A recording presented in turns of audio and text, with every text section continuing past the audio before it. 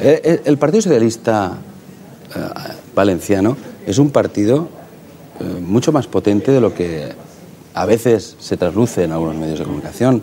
Nosotros somos un partido que además aspira claramente a gobernar la Comunidad Valenciana. Y para aspirar a gobernar la Comunidad Valenciana, lo primero que hay que dejar meridianamente claro es que aquí decidimos los valencianos, de acuerdo con todos los que nos quieran ayudar.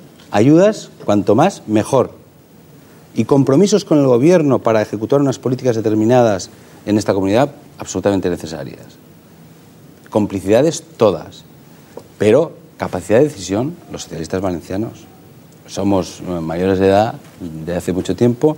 Esta comunidad es una comunidad muy importante. La Comunitat Valenciana es una comunidad que no tiene ningún tipo de complejo, o no debe tener ningún tipo de complejo a la hora de abordar y desarrollar su futuro. Y por tanto, empecemos decidiendo nosotros lo que queremos para la comunidad y para nuestra propia dirección política.